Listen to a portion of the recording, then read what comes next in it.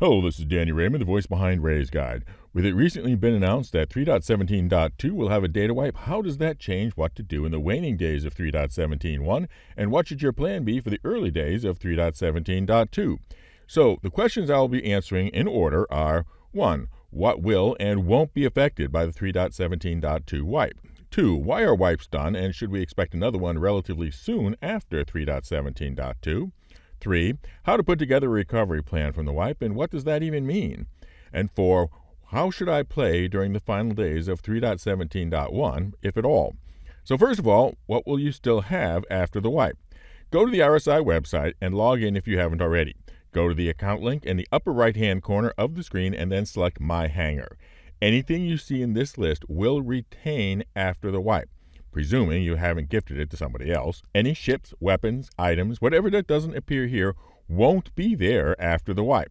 This also includes starting cash, plus apparently a bonus for participating in this weekend's events. Based on the last time they did a wipe like this, it was a fixed amount of money, so don't presume that you have to spend a whole weekend cranking the events over and over again. Unique to this wipe, though, is that you won't lose your reputation levels. With the last wipe, CIG has split long-term persistence into 3 areas: money, items, and reputation, with the ability to wipe each individually, and this time they are doing just that. So why do wipes happen in development, and when should we expect more of them? First of all, if you are shocked about wipes happening, you really should read that disclaimer that you've been clicking acknowledge on every time you play the game. Let me read it for you. Please remember that Alpha UEC, as well as any virtual or digital items obtained through Alpha Phase gameplay, is subject to being reset to the player's starting amount or status upon patch wipe or removed as a consequence of bugs or exploits. Any such items or Alpha UEC gained or traded in-game may be lost and not recoverable. 1. Wipes happen when too much corrupted data has gotten into the database from bugs to easily remove. That is the reason they give for doing this wipe. This type of wipe is not easily predictable, but if you see a lot of bugs, which are not even a character reset will help, expect a wipe to be needed in the future. 2. Wipes happen when a new release has a data structure that is incompatible with prior data structures. This means that the final changeover from the entity graph database will likely be a wipe point. However, since the money and reputation are likely remaining in relational databases, this might only be an item wipe, not a money or reputation one. 3. Wipes happen when an economy-breaking bug or exploit has upended the game economy. You will likely see this when folks start throwing around millions of Alpha UEC like it was confetti. These will also likely be just item and money wipes, not reputation. 4. Wipes happen when there are fundamental changes to how the economy works, so a full introduction of quantum economic simulation will likely result in an item and money wipe. 5. Wipes happen when developers feel they need launch day metrics on player and game behavior and they aren't getting it. Since launch day is so far out, this is the least likely one to happen in the near future. 6. And finally, wipes are traditional for happening when games switch from alpha to beta states and from beta to final. One can always dream about this happening. So, how to go about doing a post-wipe recovery plan? Well, the first task of planning is understanding that a plan is needed. If you don't think a plan is needed, then don't waste time on planning. That is how organizations get plans that are never read. And the second point of planning is to decide what is the expected endpoint of the plan. So, for example, there might be a ship that you bought in 3.16 that didn't turn out to be actually useful much at all. So buying that ship again doesn't need to be part of your recovery plan. Also think what are your go-to weapons, armor types, etc., and then prioritize them in the order that you can use them to accelerate to the next one. So let's say you just love your in-game purchased MSR, but most of your best money-making missions can be done in a Pisces. Well, buy the Pisces first, of course. Now, there is a twist particular to 3.17.2. The hallmark of this patch is going to be new missions and new events. The biggest of these will be Siege of Orison, but also new Derelict Outpost missions, the new Crashed Reclaimer missions, etc. And frankly, we don't know how fast a moneymaker these will be or how to maximize the money making from them.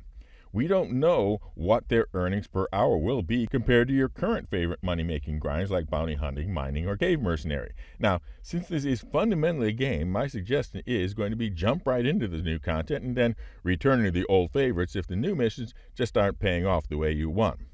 So with all that in mind, should you change your priorities about how to play 3.17.1? And the answer is this. Since the only thing that's going to remain with 3.17.2 is the reputation, then play for the reputation. In other words, if you've been taking on missions and spending an extra quarter hour at the looting to maximize your profit, then cut out the looting and move quickly to the next mission to get the reputation.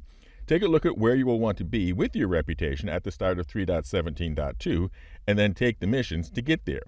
We know that Siege of Orison will require you to have a 0 crime stat, so fix that if you need to. The new Derelict Reclaimer and Derelict Outpost missions on Microtech, and since they are opposed, you may want to be well set with MT Planetary Services or for Mercenary and Security in case any of those missions to them have reputation limits. Although in the current PTU, the biggest problem is that they are immediately snapped up by others. The patch notes say the illegal delivery missions start with level 2 with Red Wind out of Hurston.